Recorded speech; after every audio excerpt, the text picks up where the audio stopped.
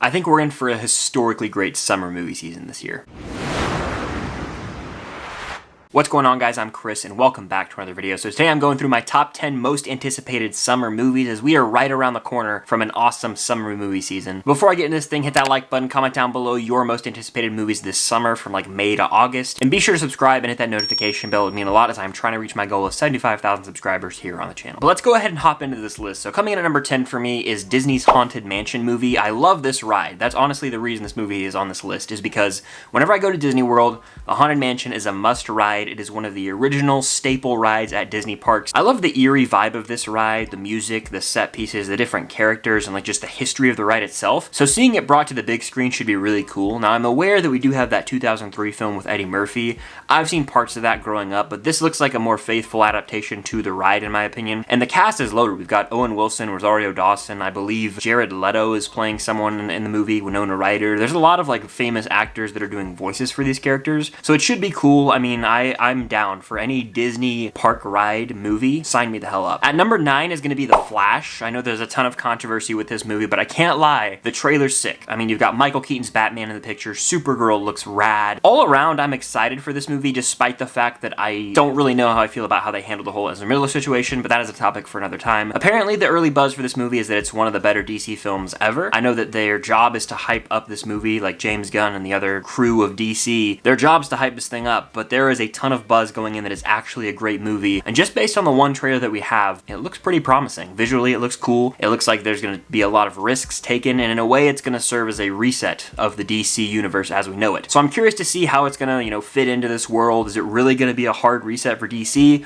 Who's going to die? Because some of these characters aren't going to be around post The Flash, notably Ben Affleck's Batman, so I'm curious to see how it all goes down, and I just think it's going to be a solid win for DC finally. Number 8 on my list is The Little Mermaid, a movie that is guaranteed to make $1 billion pretty much, but box office aside, I've been really captivated by the 2 trailers that we've got so far. I think Halle Bailey has an incredible voice, and I can't wait to see her bring some of these memorable songs to life. In fact, I think the casting across the board is perfect. Melissa McCarthy as Ursula just looks like she already owns that role. King Triton is played by Javier Bardem. You've got Daveed Diggs doing the voice for Sebastian. I mean, all around, pitch perfect casting in my opinion. Plus, Lin-Manuel Miranda is attached to do a lot of the music for this film. That alone has me excited. I love Hamilton in the Heights, his work on Moana, Mary Poppins Returns. I mean, this guy knows what he's doing, and I'm sure that he's gonna spice up some of these classic songs and maybe even write some new ones that'll be bangers in no time. Again, the aesthetic and just the visuals of this movie look so gorgeous, and I think that it should be a win for the Disney live action remakes. I don't know if it'll be better than the original, because it's really hard to top the original.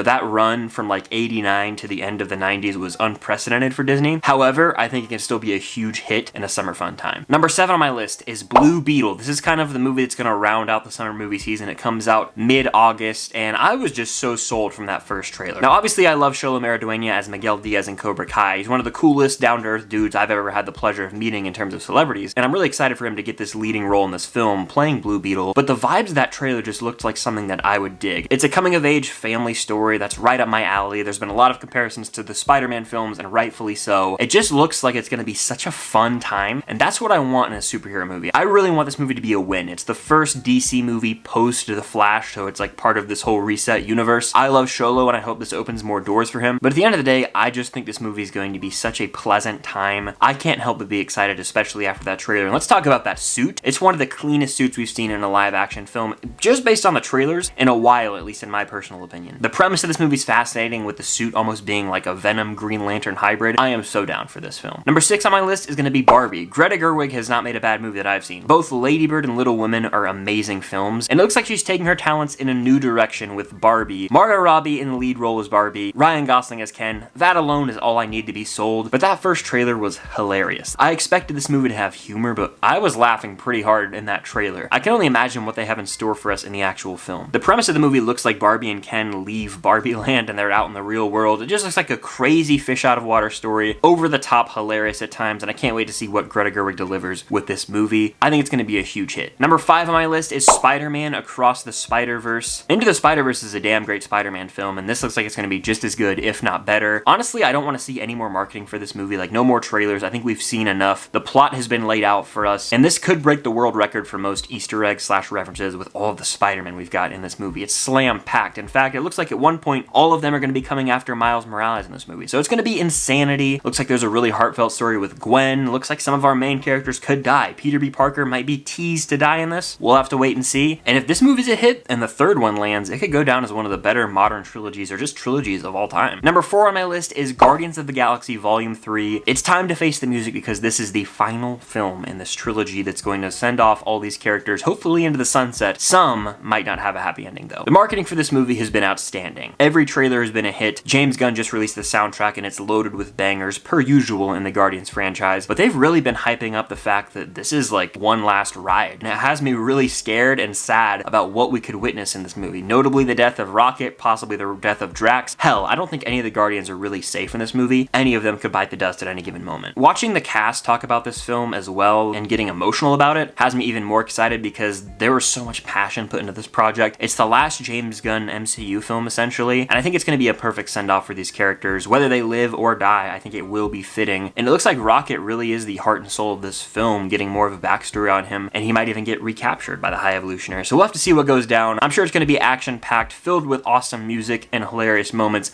but at the same time will likely break our hearts. It has the potential to be a top-tier MCU movie, and I really hope that this one delivers. Number 3 on my list is Christopher Nolan's Oppenheimer. Anytime this man makes a new movie, it's always going to be high on one of my most anticipated lists. The cast here is incredible. You've got Cillian Murphy in the lead role, but Emily Blunt, Matt Damon, Florence Pugh, Robert Downey Jr. are a few other main characters in this film. It's about Oppenheimer and essentially the nuclear bomb being created, and the marketing just has Christopher Nolan written all over it, from the score to the intensity. I can't wait to check this one out. I'm sure that the actual sequence when the nuclear bomb goes off for the first time will be insanely well done, and it looks like a straight up thriller from Nolan. Like, it's more of a biopic, so it could be slower paced as it is a 3-hour film, but I have full faith in Nolan to make this riveting in the way that he presents the story because he always goes above and beyond. It'll probably be non-linear, and I'm just so ready to sit down and soak this movie in and probably end up seeing it multiple times. My runner-up is Mission Impossible Dead Reckoning Part 1, aka Mission Impossible 7. I love this franchise. Everything from Ghost Protocol on I've seen on the big screen, and this will be no exception. Probably gonna have to go IMAX with this one just because of how damn impressive it looks. Tom Cruise's commitment to these stunts and making these movies better and better every time never ceases to amaze me. He's literally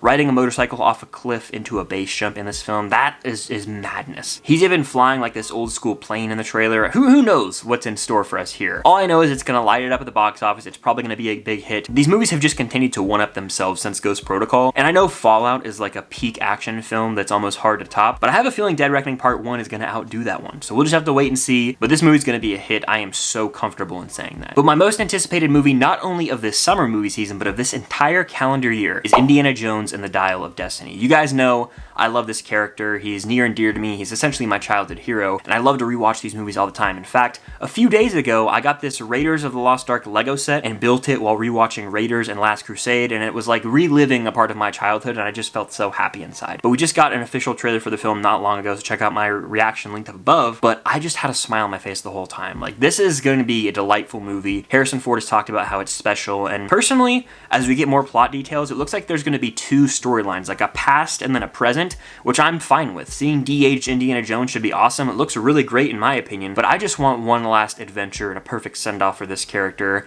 I don't expect it to be the greatest movie of all time. I don't expect it to top Raiders or Crusade because those are all-timers. My hope is that it just tops Kingdom of the Crystal Skull and gives us a fitting send-off for Indy and one last just memorable, amazing adventure. That's all I want from this film, and I hope that I can cherish my experience with it in theaters because, again, this character means so much to me. It is my most anticipated movie probably ever. I am so damn excited for Dial of Destiny, and I really hope it doesn't let me down. We'll have to wait and see on June 30th. Stay tuned for my review when that movie does come out, but it is by far my most anticipated movie of the summer movie season. But that's gonna do it for my list. Let me know your most anticipated summer movies in the comments down below and hit that like button. Subscribe and hit that notification bell to help me reach my goal of 75,000 subscribers here on the channel. It would mean a lot. Thank you guys so much for watching, and until next time, I'll see you guys later.